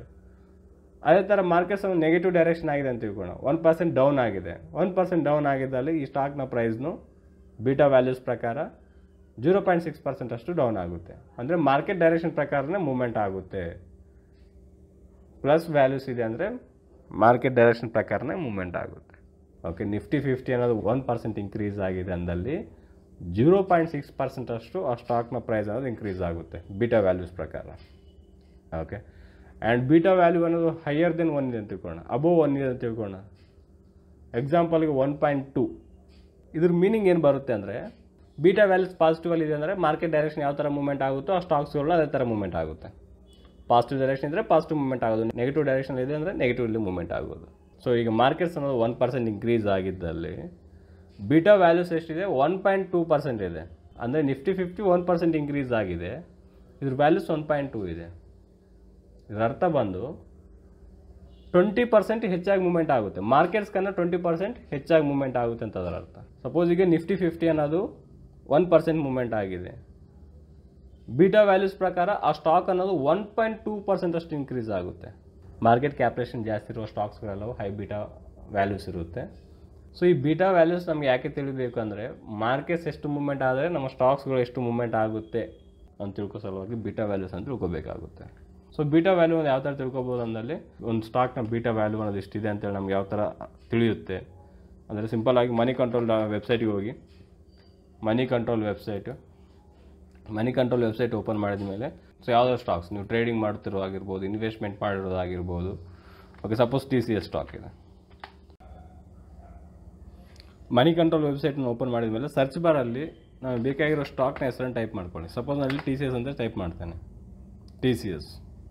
ಸೊ ಇಲ್ಲಿ ಕೆಳಗಡೆ ನೋಡಿದರೆ TCSನ ಬೀಟಾ ವ್ಯಾಲ್ಯೂ ಇದೆ ನೋಡಿ, ಇದು ಬೀಟಾ ವ್ಯಾಲ್ಯೂ ಎಷ್ಟಿದೆ, 0.75 ಅನ್ನೋದಿದೆ. ಅಂದರೆ ಇದ್ರ ಮೀನಿಂಗ್ ಏನು, ಮಾರ್ಕೆಟ್ಸ್ ಅನ್ನೋದು ನಿಫ್ಟಿ 50 ಅನ್ನೋದು 1% ಅಷ್ಟು ಇನ್ಕ್ರೀಸ್ ಆಗಿದ್ದಲ್ಲಿ TCSನ ಪ್ರೈಸ್ ಅನ್ನೋದು 0.5% ಇನ್ಕ್ರೀಸ್ ಆಗುತ್ತೆ ಅಂತೇಳಿ. ಮತ್ತು ಮಾರ್ಕೆಟ್ಸ್ ಅನ್ನೋದು ಪಾಸಿಟಿವ್ ಡೈರೆಕ್ಷನಲ್ಲಿದೆ, ಇದು ಯಾಕೆ ಇನ್ಕ್ರೀಸ್ ಆಗಿಲ್ಲ ಅಂತ ಆ ಥರ ಥಿಂಕ್ ಮಾಡೋಕ್ಕೆ ಹೋಗಬೇಡಿ. ಆ್ಯಸ್ ಪರ್ ಆಗಿ ಬೀಟಾ ವ್ಯಾಲ್ಯೂಸ್ ಪ್ರಕಾರ ಹೇಳ್ತಾ ಇದ್ದಾನೆ. ಓಕೆ, ಸೊ ಇನ್ ಕೇಸ್ ಅದೇ ಅದು ಏನಾದರೂ ನೆಗೆಟಿವ್ ನ್ಯೂಸ್ ಇದೆ ಅಥವಾ ಒಂದು ಸೆಲ್ಲರ್ಸ್ ಅನ್ನೋರು ಭಾಳಷ್ಟು ಅಟ್ರಾಕ್ಟಿವ್ ಆಗಿ ಪ್ರೈಸನ್ನು ಸೆಲ್ ಮಾಡ್ತಾ ಇದ್ದಾರೆ ಅನ್ನೋ ಸಂದರ್ಭದಲ್ಲಿ ಸ್ಟಾಕ್ನ ಪ್ರೈಸನ್ನು ಡಿಕ್ರೀಸ್ ಆಗುತ್ತೆ. ಮಾರ್ಕೆಟ್ ಇನ್ಕ್ರೀಸ್ ಆಯಿತು, TCS ಸ್ಟಾಕ್ ಡಿಕ್ರೀಸ್ ಆಯಿತು, 0.75% ಅಷ್ಟು ಇನ್ಕ್ರೀಸ್ ಆಗಬೇಕಾಗಿತ್ತಲ್ಲ. ನಿಫ್ಟಿ 50 1% ಇನ್ಕ್ರೀಸ್ ಆಗಿದ್ದಲ್ಲಿ ಇದು 0.75% ಇನ್ಕ್ರೀಸ್ ಆಗಬೇಕಾಗಿತ್ತಲ್ಲ, ಯಾಕೆ ಇನ್ಕ್ರೀಸ್ ಆಗಲಿಲ್ಲ ಅಂತೇಳಿ ಮತ್ತೆ ನೀವು ಕ್ವಶನ್ ಮಾಡ್ಕೋಕೆ ಹೋಗಬೇಡಿ. ಇಷ್ಟು ಮುಂಚೆ ಹೇಳಿದ್ದೀನಿ ನಾನು, ಸಿಂಪಲ್ ಆಗಿ ಸಿಸ್ಟಮೆಟಿಕ್ ರಿಸ್ಕ್ ಇದ್ದಲ್ಲಿ ಈ ಥರ ಮೂವ್ಮೆಂಟ್ ಆಗುತ್ತೆ. ಅನ್ಸಿಸ್ಟಮೆಟಿಕ್ ರಿಸ್ಕ್, ಒಂದು bad news, supply and demand, results, corporate actions ಇವೆಲ್ಲ ಆದಾಗ ಅನ್ಸಿಸ್ಟಮೆಟಿಕ್ ರಿಸ್ಕಲ್ಲಿ ಇರುತ್ತೆ. ಆ ಸಮಯದಲ್ಲಿ ಯಾವ ಥರ ಮೂವ್ಮೆಂಟ್ ಆಗುತ್ತೆ ಅಂತ ತಿಳಿಯೋದಿಲ್ಲ. ಸಿಸ್ಟಮೆಟಿಕ್ ರಿಸ್ಕ್, ಮಾರ್ಕೆಟ್ಸ್ ಅನ್ನೋದು ಪಾಸಿಟಿವ್ ಡೈರೆಕ್ಷನ್ ಮೂವ್ಮೆಂಟ್ ಆಗ್ತಾಯಿದೆ ಅಂದರೆ ಈ ಸ್ಟಾಕ್ನ ಪ್ರೈಸ್ ಎಷ್ಟು ಇನ್ಕ್ರೀಸ್ ಆಗ್ಬೋದು. ಮಾರ್ಕೆಟ್ಸ್ ಅನ್ನೋದು ನೆಗೆಟಿವ್ ಡೈರೆಕ್ಷನಲ್ಲಿದೆ ಅಂದರೆ ಈ ಸ್ಟಾಕ್ನ ಪ್ರೈಸ್ ಎಷ್ಟು ಡಿಕ್ರೀಸ್ ಆಗಬಹುದು ಅಂತ ಅನಲೈಸಿಂಗ್ ಅನ್ನೋದು ನಾವು ಮಾಡ್ತಿದ್ದೇವೆ ಅಷ್ಟೇ. ಓಕೆ, ಬೀಟಾ ವ್ಯಾಲ್ಯೂಸ್ ಪ್ರಕಾರ ಸೊ 0 to 1 ಒಳಗಡೆ ಇದೆ ಅಂದರೆ ಮಾರ್ಕೆಟ್ಸ್ ಅನ್ನೋದು 1% ಇನ್ಕ್ರೀಸ್ ಆಗಿದ್ದಲ್ಲಿ ಇದು 0.75% ಇದೆ TCSದು. ಮಾರ್ಕೆಟ್ಸ್ 1% ಇನ್ಕ್ರೀಸ್ ಆಗಿದ್ದಲ್ಲಿ TCS ಸ್ಟಾಕ್ನ ಪ್ರೈಸ್ ಅನ್ನೋದು 0.75% ಇನ್ಕ್ರೀಸ್ ಆಗಿದೆ ಅಂತ ನಾವು ತಿಳ್ಕೊಬೋದು. ಅದೇ ಥರ ಇನ್ನೊಂದು ಸ್ಟಾಕ್ ನೋಡೋಣ, ICICI ಬ್ಯಾಂಕ್ ಅಂತ ತಿಳ್ಕೊಳ್ಳೋಣ. ಓಕೆ, ICICI ಬ್ಯಾಂಕ್ನ ಬೀಟಾ ವ್ಯಾಲ್ಯೂಸ್ ಎಷ್ಟಿದೆ, 1.72 ಇದೆ. 1.72 ಅಬೋವ್ 1 ಮೇಲ್ಗಡೆ ಇದೆ. ಅಂದರೆ ನಿಫ್ಟಿ 50 ಅನ್ನೋದು 1% ಇನ್ಕ್ರೀಸ್ ಆಗಿದ್ದಲ್ಲಿ ICICI ಬ್ಯಾಂಕ್ ಅನ್ನೋದು 1.72% ಇನ್ಕ್ರೀಸ್ ಆಗುತ್ತೆ. ಅದೇ ಥರ ನಿಫ್ಟಿ 50 ಆಗಿರ್ಬೋದು, ಮಾರ್ಕೆಟ್ಸ್ ಅನ್ನೋದು 1% ಡೌನ್ ಆಗಿದ್ದಲ್ಲಿ ಈ ICICI ಬ್ಯಾಂಕ್ನ ಪ್ರೈಸ್ ಅನ್ನೋದು 1.72% ಅಷ್ಟು ಡೌನ್ ಆಗಿರುತ್ತೆ. ಬೀಟಾ ವ್ಯಾಲ್ಯೂಸ್ ಅನ್ನೋದು ನಮ್ಗೆ ಏನು ತೋರಿಸಿಕೊಡುತ್ತೆ, ಮಾರ್ಕೆಟ್ಸ್ ಅನ್ನೋದು ಎಷ್ಟು ಮೂವ್ಮೆಂಟ್ ಆದರೆ ನಾವು ಸೆಲೆಕ್ಟ್ ಮಾಡ್ಕೊಂಡಿರೋ ಸ್ಟಾಕ್ನ ಪ್ರೈಸ್ ಅನ್ನೋದು ಎಷ್ಟು ಮೂವ್ಮೆಂಟ್ ಆಗುತ್ತೆ ಅಂತ ತೋರಿಸಿಕೊಡುತ್ತೆ. ಓಕೆ, ಆ್ಯಂಡ್ ನೆಕ್ಸ್ಟ್ ಒಂದು ಬಂದು ಓಪನ್ ಇಂಟ್ರೆಸ್ಟ್. ಅಂದರೆ ಏನು? ಓಪನ್ ಇಂಟ್ರೆಸ್ಟ್ ಅಂದರೆ ಸಿಂಪಲ್ ಆಗಿ ಫ್ಯೂಚರ್ಸ್ಗಳನ್ನ ನಾವು ಬೈ ಮಾಡಿ ಡೆಲಿವರಿ ತೊಗೊತೇವೆ, ಅಂದರೆ ನಾಳೆಗೆ ಹೋಲ್ಡ್ ಮಾಡ್ತೇವೆ. ಸೊ ಒಂದಿನ ನಾವು ನೈಟಲ್ಲಿ ಹೋಲ್ಡ್ ಮಾಡಿದ್ದೇವೆ ಅಂದರೆ ಅದಕ್ಕೆ ನಾವು ಓಪನ್ ಇಂಟ್ರೆಸ್ಟ್ ಅಂತೇವೆ. ಫ್ಯೂಚರ್ಸ್ಗಳನ್ನ ಬೈ ಮಾಡಿ ಓವರ್ ನೈಟ್ವರೆಗೆ ಪೊಸಿಷನ್ಸ್ ಅನ್ನೋದು ಓಪನಲ್ಲಿ ಇಟ್ಟಿದ್ದೇವೆ. ಹಾಗಾದರೆ ನಮ್ಮ ಒಂದು ಬೈಯರ್ಸ್ನ ಪೊಸಿಷನ್ಸ್ ಓಪನಲ್ಲಿ ಇದೆ ಅಂದರೆ ಸೆಲ್ಲರ್ಸ್ನ ಪೊಸಿಷನ್ ಅನ್ನೋದು ಓಪನಲ್ಲಿರುತ್ತೆ. Okay, so futures and options ಅನ್ನೋದು ಕಾಂಟ್ಯಾಕ್ಟ್ರು, ಬೈಯರ್ಸ್ ಆ್ಯಂಡ್ ಸೆಲ್ಲರ್ಸ್ ನಡುವೆ ಕಾಂಟ್ಯಾಕ್ಟ್ರು ಅಪ್ ಟು ಎಕ್ಸ್ಪೈರೀಸ್ವರೆಗೆ ಇರುತ್ತೆ. ಅದು ನಮ್ಮ ಪೊಸಿಷನ್ಸ್ ಅನ್ನೋದು ಬೈ ಮಾಡಿಕೊಂಡು ಓಪನಲ್ಲಿ ಇಟ್ಟಿದ್ದೇವೆ ಅಂದರೆ ಸೆಲ್ಲರ್ಸ್ನ ಪೊಸಿಷನ್ ಅನ್ನೋದು ಓಪನಲ್ಲಿ ಇರುತ್ತೆ. ಸೊ ಇಬ್ಬರ ನಡುವೆ ಕಾಂಟ್ಯಾಕ್ಟ್ರು, ಬೈಯರ್ಸ್ ಆ್ಯಂಡ್ ಸೆಲ್ಲರ್ಸು. ನಾವು ಒಂದು ಲಾಟ್ನ ಬೈ ಮಾಡಿದ್ದೇವೆ, ಸೆಲ್ಲರ್ಸ್ ಅನ್ನೋರು ಒಂದು ಲಾಟ್ನ ಸೇಲ್ ಮಾಡಿದ್ದಾರೆ. ಸೊ ಈಗಾದರೆ ಓಪನ್ ಇಂಟ್ರೆಸ್ಟ್ ಎಷ್ಟಾಯಿತು? ಓಪನ್ ಇಂಟ್ರೆಸ್ಟ್ ಅನ್ನೋದು 1 ಆಗುತ್ತೆ. ಸಿಂಪಲ್ ಆಗಿ ಯಾವುದೇ ಒಂದು ಪ್ರಾಡಕ್ಟ್ ಇದೆ, ಅಪೋಸಿಟ್ ಪರ್ಸನ್ ಮಾರ್ತಾ ಇದ್ದಾನೆ, ನಾವು ಕೊಂಡುಕೊಳ್ತಾ ಇದ್ದೇವೆ. ಆ ಡೀಲಿಂಗ್ ಅನ್ನೋದು ಇನ್ನೂ ಕಂಪ್ಲೀಟ್ ಆಗಿಲ್ಲ, ಇನ್ನೂ ಪ್ರೊಸೆಸಿಂಗಲ್ಲಿದೆ. ಎಷ್ಟು ಪ್ರಾಡಕ್ಟ್ ಇದೆ? ಓನ್ಲಿ ಒನ್ ಪ್ರಾಡಕ್ಟ್ ಇದೆ. ಸೊ ಅದೇ ಥರ ಸ್ಟಾಕ್ ಮಾರ್ಕೆಟಿಂಗಲ್ಲೂ ಫ್ಯೂಚರ್ಸ್ ಆ್ಯಂಡ್ ಆಪ್ಷನ್ಸಲ್ಲಿ ಬೈಯರ್ಸ್ ಅನ್ನೋರು ಒಂದು ಲಾಟ್ನ ಬೈ ಮಾಡಿದ್ದಾರೆ, ತಮ್ಮ ಪೊಸಿಷನ್ಸ್ ಅನ್ನೋದು ಓಪನ್ ಇಟ್ಟಿದ್ದಾರೆ, ಓವರ್ ನೈಟ್ ಆಗಿರ್ಬೋದು ಅಪ್ ಟು ಎಕ್ಸ್ಪೈರೀಸ್ವರೆಗೆ ಓಪನಲ್ಲಿ ಇಟ್ಟಿದ್ದಾರೆ. ಅಂದಲ್ಲಿ ಸೇಲರ್ಸ್ನ ಪೊಸಿಷನ್ಸ್ ಅನ್ನೋದು ಓಪನಲ್ಲೇ ಇರುತ್ತೆ. ಬೈಯರ್ಸ್ ಅನ್ನೋರು ಒಂದು ಲಾಟ್ನ ಬೈ ಮಾಡಿರ್ತಾರೆ, ಸೇಲರ್ಸ್ ಅನ್ನೋರು ಒಂದು ಲಾಟ್ನ ಸೇಲ್ ಮಾಡಿರ್ತಾರೆ. ಅವಾಗ ಓಪನ್ ಇಂಟ್ರೆಸ್ಟ್ ಎಷ್ಟಾಗುತ್ತೆ? ಓಪನ್ ಇಂಟ್ರೆಸ್ಟ್ ಅನ್ನೋದು 1 ಆಗುತ್ತೆ. ಇಲ್ಲೊಂದು ಎಕ್ಸಾಂಪಲ್ ಇದೆ ನೋಡಿ. ಫ್ಯೂಚರ್ ಟ್ರೇಡರ್ಸ್ ಇವರೆಲ್ಲರೂ ಯಾವುದೋ ಒಂದು ಸ್ಟಾಕಲ್ಲಿ ಫ್ಯೂಚರ್ಸ್ ಅನ್ನೋದು ಈ ಥರ ಓಪನ್ ಇಂಟ್ರೆಸ್ಟ್ ಇದೆ ಅಂತ ತಿಳ್ಕೊಳ್ಳೋಣ. ಟ್ರೇಡರ್ಸು ಬೈ ಪೊಸಿಷನ್ಸ್ ಅನ್ನೋದು ಬೈ ಮಾಡಿ ಓಪನಲ್ಲಿ ಇಟ್ಕೊಂಡಿದ್ದಾರೆ. ಇವರು ಬೈ ಮಾಡಿದ್ದಾರೆ ಅಂದರೆ ಅಪೋಸಿಟ್ ಪರ್ಸನ್ ಸೇಲ್ ಮಾಡಿರಬೇಕು. ಅವರು ಪೊಸಿಷನ್ಸ್ ಅನ್ನೋದು ಓಪನಲ್ಲಿದೆ, ಎಷ್ಟು ಪೊಸಿಷನ್ಸ್ ಅನ್ನೋದು ಓಪನಲ್ಲಿದೆ ಅಂತೇಳಿ ನಾವು ಈ ಎಕ್ಸಾಂಪಲ್ ಮುಖಾಂತರ ನಾವು ತಿಳ್ಕೊಬೋದು. ABC ಟ್ರೇಡರ್ ಇದ್ದಾರೆ. ಎ ಪರ್ಸನ್ 6 ಲಾಟ್ಸ್ನ ಬೈ ಮಾಡಿ ತಮ್ಮ ಪೊಸಿಷನ್ಸ್ ಅನ್ನೋದು ಓಪನಲ್ಲಿ ಇಟ್ಕೊಂಡಿದ್ದಾನೆ.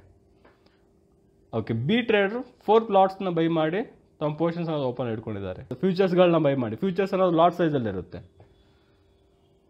ಓಕೆ, 6 ಲಾಟ್ಸ್ ಆ್ಯಂಡ್ 4 ಲಾಟ್ಸ್ನ ಬೈ ಮಾಡಿದ್ದಾರೆ ಎ ಆ್ಯಂಡ್ ಬಿ. ಇವರಿಬ್ಬರು ಫ್ಯೂಚರ್ಸ್ಗಳನ್ನ ಬೈ ಮಾಡಿದ್ದಾರೆ ಅಂದಲ್ಲಿ ಅಪೋಸಿಟ್ ಪರ್ಸನ್ ಸೇಲ್ ಮಾಡಿರಬೇಕು. ಆ ಸಿ ಪರ್ಸನ್ ಅನ್ನೋರು 10 ಲಾಟ್ಸ್ನ ಸೇಲ್ ಮಾಡಿದ್ದಾರೆ. ಓಕೆ, ಆವಾಗ ಓಪನ್ ಇಂಟ್ರೆಸ್ಟ್ ಎಷ್ಟಾಯಿತು? ಓಪನ್ ಇಂಟ್ರೆಸ್ಟ್ ಅನ್ನೋದು 10 ಅನ್ನೋದು ಓಪನ್ ಇಂಟ್ರೆಸ್ಟ್ ಆಗಲಾಗಿರುತ್ತೆ. ಅದೇ ಥರ ನೆಕ್ಸ್ಟ್ ಡೇ ಟ್ಯೂಸ್ಡೇ, ಮಂಡೇ ಏನು ಈ ABC ಅನ್ನೋ ಟ್ರೇಡರ್ಸ್ನ ಬೈ ಮಾಡಿ ಪೊಸಿಷನ್ಸ್ ಅನ್ನೋದು ಓಪನಲ್ಲಿ ಇಟ್ಕೊಂಡಿದ್ದಾರೆ. ಅದು ನೆಕ್ಸ್ಟ್ ಡೇಗೆ, ಟ್ಯೂಸ್ಡೇಗೆ.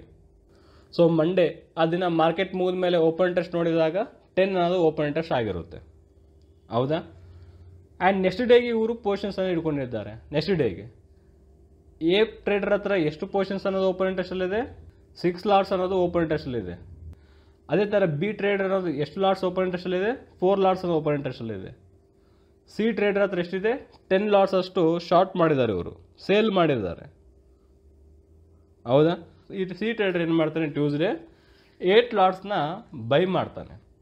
ಅಂದರೆ 10 ಲಾಟ್ಸಲ್ಲಿ 8 ಲಾಟ್ಸ್ನ ಪೊಸಿಷನ್ಸ್ ಅನ್ನೋದು ಕ್ಲೋಸ್ ಮಾಡ್ಕೋತಾನೆ. ಸೇಲ್ ಮಾಡಿದ ಮೇಲೆ ಬೈ ಮಾಡ್ಕೊಂಡ್ರೆ ಏನಾಗುತ್ತೆ? ಪೊಸಿಷನ್ಸ್ ಅನ್ನೋದು ಕ್ಲೋಸ್ ಆಗುತ್ತೆ. ಸಿ ಪರ್ಸನ್ 8 ಲಾಟ್ಸ್ನ ಬೈ ಮಾಡಿದಾನಲ್ಲಿ ಯಾರಾದರೂ ಒಬ್ಬ ಪರ್ಸನ್ ಸೇಲ್ ಮಾಡಿರ್ಬೇಕಲ್ವ? ಅವಾಗ ಡಿ ಪರ್ಸನ್ 8 ಲಾಟ್ಸ್ನ ಶಾರ್ಟ್ ಮಾಡಿರ್ತಾನೆ, ಸೇಲ್ ಮಾಡ್ತಾನೆ. ಸೊ ಟ್ಯೂಸ್ಡೇಲಿ ಓವರ್ ಆಲ್ ಓಪನ್ ಇಂಟ್ರೆಸ್ಟ್ ಎಷ್ಟು? 10 ಅನ್ನೋದೇ ಓಪನ್ ಇಂಟ್ರೆಸ್ಟ್ ಆಗಿದೆ. ಇಲ್ಲಿ 6L 4L 2S 8S ಅಂತಿದೆ. ಎಲ್ ಅಂದರೆ ಲಾಂಗ್ ಪೊಸಿಷನ್, ಎಸ್ ಅಂದರೆ ಶಾರ್ಟ್ ಪೊಸಿಷನ್ಸ್. ಓಕೆ, ಎಲ್ ಅಂದರೆ ಲಾಂಗ್ ಪೊಸಿಷನ್ ಬೈ ಮಾಡಿದವರು, ಎಸ್ ಅಂದರೆ ಶಾರ್ಟ್ ಪೊಸಿಷನ್ ಸೇಲ್ ಮಾಡಿದವರು. ಎ ಆ್ಯಂಡ್ ಬಿ ಟ್ರೇಡರ್ಸ್ ಹತ್ರ 10 ಲಾಟ್ಸ್ಗಳು ಬೈ ಮಾಡಿಟ್ಕೊಂಡಿದ್ದಾರೆ. ಸಿ ಆ್ಯಂಡ್ ಡಿ ಟ್ರೇಡರ್ಸ್ ಹತ್ರ 10 ಲಾಟ್ಸ್ ಅಷ್ಟು ಅವರು ಶಾರ್ಟ್ ಪೊಸಿಷನ್ಸಲ್ಲಿವೆ. ಟೋಟಲ್ OI ಎಷ್ಟಾಯಿತು? 10 ಅನ್ನೋದು OI ಆಗಿದೆ. Next day Tuesday A trader ಏನು ಮಾಡ್ತಾನೆ? ಅಗೇನ್ ಒಂದು 3 ಲಾಟ್ಸ್ಗಳನ್ನ ಬೈ ಮಾಡ್ತಾನೆ. ಪ್ರೀವಿಯಸ್ಸಲ್ಲಿ 6 ಲಾಟ್ಸ್ ಅಷ್ಟು ಓಪನಲ್ಲಿದ್ದವು, 9 ಲಾಟ್ಸ್ ಓಪನಲ್ಲಿವೆ, ಹೌದಾ? ಅದೇ ಥರ ಬಿ ಟ್ರೇಡರ್ 2 ಲಾಟ್ಸ್ ಅನ್ನೋದು ಬೈ ಮಾಡ್ತಾನೆ. ಪ್ರೀವಿಯಸ್ಸಲ್ಲಿ 4 ಲಾಟ್ಸ್, ಪ್ರೆಸೆಂಟ್ ಈಗ 6 ಲಾಟ್ಸ್ ಅನ್ನೋದು ಓಪನಲ್ಲಿವೆ. ಸಿ ಟ್ರೇಡರ್ ಹತ್ರ 2 ಲಾಟ್ಸ್ ಅನ್ನೋದು ಶಾರ್ಟ್ ಪೊಸಿಷನ್ ಮಾಡಿದ್ದಾನೆ, ಸೇಲಿಂಗ್ ಮಾಡಿದ್ದಾನೆ. ಅಗೇನ್ 2 ಲಾಟ್ಸ್ಗಳನ್ನ ಬೈ ಮಾಡೋ ಮುಖಾಂತರ ಪೊಸಿಷನ್ಸ್ ಅನ್ನೋದು ಕ್ಲೋಸ್ ಮಾಡ್ಕೊಂಡಿದ್ದಾನೆ. ಈಗ ಟೋಟಲ್ ವೆಡ್ನೆಸ್ಡೇ ಅಲ್ಲಿ ಬೈಯಿಂಗ್ ಅನ್ನೋದು ಎಷ್ಟು ಮಾಡಿದ್ದಾರೆ? 7 ಲಾಟ್ಸ್ ಅಷ್ಟು ಬೈಯಿಂಗ್ ಮಾಡಿದ್ದಾರೆ. ಇವ್ರು ಬೈಯಿಂಗ್ ಮಾಡಿದ್ದಾರೆ ಅಂದರೆ ಯಾರಾದರೂ ಒಬ್ಬರು ಶಾರ್ಟ್ ಪೊಸಿಷನ್ ಮಾಡಲೇಬೇಕು, ಅಂದರೆ ಸೇಲ್ ಮಾಡಿರಲೇಬೇಕು. ಅವಾಗ ಡಿ ಪರ್ಸನ್ ಅನ್ನೋರು ಶಾರ್ಟ್ ಪೊಸಿಷನ್ ಮಾಡಿದ್ದಾರೆ. ಎಷ್ಟು? 7 ಲಾಟ್ಸ್ ಅಷ್ಟು. ಪ್ರೀವಿಯಸ್ ಡೇ 8 ಶಾರ್ಟ್ ಪೊಸಿಷನ್ಸ್ ಅನ್ನೋದು ಓಪನಲ್ಲಿದ್ದವು, and Wednesday again 7 short positions ಅನ್ನೋದು ಓಪನಲ್ಲಿವೆ. ಟೋಟಲ್ 15 ಶಾರ್ಟ್ ಪೊಸಿಷನ್ಸ್ ಅನ್ನೋದು ಓಪನಲ್ಲಿವೆ. ಸೊ ವೆಡ್ನೆಸ್ಡೇ ಟೋಟಲ್ OI ಎಷ್ಟಿದೆ? ಟೋಟಲ್ 15 ಅನ್ನೋದು OI ಆಗಿದೆ. 15 ಲಾಟ್ಸ್ ಅಷ್ಟು ಬೈಯಿಂಗ್ ಮಾಡಿದ್ದಾರೆ, 15 ಲಾಟ್ಸ್ ಅಷ್ಟು ಸೇಲಿಂಗ್ ಆಗಿದೆ. ಇದು ಟೋಟಲ್ OI. ಓಕೆ, ಈಗ ಅರ್ಥ ಆಯ್ತಲ್ಲ? OI ಅಂದರೆ ಏನು? ಬೈ ಮಾಡಿ ಪೊಸಿಷನ್ಸ್ ಅನ್ನೋದು ಓಪನಲ್ಲಿ ಇಟ್ಕೋದು. ಸಪೋಸ್ ಈಗ 10 o'clock ಬೈ ಮಾಡಿರ್ತಾನೆ, ನಾವು 11 o'clock OI ಅಬ್ಸರ್ವೇಷನ್ ಮಾಡ್ತೇವೆ. 10 o'clock ಬೈ ಮಾಡಿದವರು ತಮ್ಮ ಪೊಸಿಷನ್ಸ್ ಅನ್ನೋದು ಓಪನಲ್ಲಿದ್ದರೆ 11 o'clock ನಮಗೆ ಅದು OI ಅಲ್ಲಿ ಓಪನಲ್ಲಿ ತೋರಿಸುತ್ತೆ. ಔಟ್ಸ್ಟ್ಯಾಂಡಿಂಗ್ ತಮ್ಮ ಪೊಸಿಷನ್ಸ್ ಅನ್ನೋದು ಓಪನಲ್ಲಿದ್ದರೆ ನಮಗೆ OI ಅಲ್ಲಿ ತೋರಿಸುತ್ತೆ. ಅದು ಓನ್ಲಿ ಫ್ಯೂಚರ್ ಆ್ಯಂಡ್ ಆಪ್ಷನ್ಸಲ್ಲಿ, ಇಕ್ವಿಟಿ, ಕ್ಯಾಶ್ ಕಾಲ್ಸ್, ಸ್ಟಾಕ್ಸ್ಗಳ ಮೇಲಲ್ಲ, ಓನ್ಲಿ ಆಪ್ಷನ್ ಆ್ಯಂಡ್ ಫ್ಯೂಚರ್ಸಲ್ಲಿ. ಓಕೆ, ಆ್ಯಂಡ್ ಅದೇ ಥರ ಥರ್ಸ್ಡೇನು ಎ ಟ್ರೇಡರ್ ಅಗೇನ್ 10 ಲಾಟ್ಸ್ನ ಬೈ ಮಾಡ್ತಾನೆ. ಪ್ರೀವಿಯಸ್ ಅವರಿಗೆ 9 ಲಾಟ್ಸ್ ಅಷ್ಟು ಓಪನಲ್ಲಿದ್ದವು, ಪ್ರೆಸೆಂಟ್ 10, ಟೋಟಲ್ 19 ಲಾಟ್ಸ್ ಅಷ್ಟು ಓಪನಲ್ಲಿದೆ. ಆ್ಯಂಡ್ ಬಿ ಟ್ರೇಡರ್ 5 ಲಾಟ್ಸ್ನ ಬೈ ಮಾಡ್ತಾನೆ. ಪ್ರೀವಿಯಸ್ಸಲ್ಲಿ 6 ಲಾಟ್ಸ್ ಅನ್ನೋದು ಓಪನಲ್ಲಿವೆ, ಟೋಟಲ್ 11 ಲಾಟ್ಸ್ ಆಗುತ್ತೆ. ಆ್ಯಂಡ್ ಸಿ ಟ್ರೇಡರ್ನ ಕಂಪ್ಲೀಟಾಗಿ ಪೊಸಿಷನ್ಸ್ ಅನ್ನೋದು ಕ್ಲೋಸ್ ಮಾಡ್ಕೊಂಡಿದ್ದಾರೆ. ಡಿ ಟ್ರೇಡರ್ ಥರ್ಸ್ಡೇ 10 ಲಾಟ್ಸ್ ಅನ್ನೋದು ಬೈ ಮಾಡೋದ್ರ ಮುಖಾಂತರ 10 ಲಾಟ್ಸ್ ಅನ್ನೋದು ಕ್ಲೋಸ್ ಮಾಡ್ಕೋತಾರೆ. ಪ್ರೀವಿಯಸ್ ಡೇ ಅಲ್ಲಿ ನೋಡ್ಕೊಂಡಾಗ 15 ಲಾಟ್ಸ್ ಶಾರ್ಟ್ ಪೊಸಿಷನ್ ಅನ್ನೋದು ಓಪನಲ್ಲಿದ್ದವು. ಸೊ ಇವರು 10 ಲಾಟ್ಸ್ನ ಬೈಯಿಂಗ್ ಮಾಡೋದ್ರ ಮುಖಾಂತರ 10 ಲಾಟ್ಸ್ನ ಕ್ಲೋಸ್ ಮಾಡ್ಕೋತಾರೆ. ಉಳಿದಿರೋದು 5 ಶಾರ್ಟ್ ಪೊಸಿಷನ್ಸ್ ಅನ್ನೋದು ಓಪನಲ್ಲಿರುತ್ತೆ.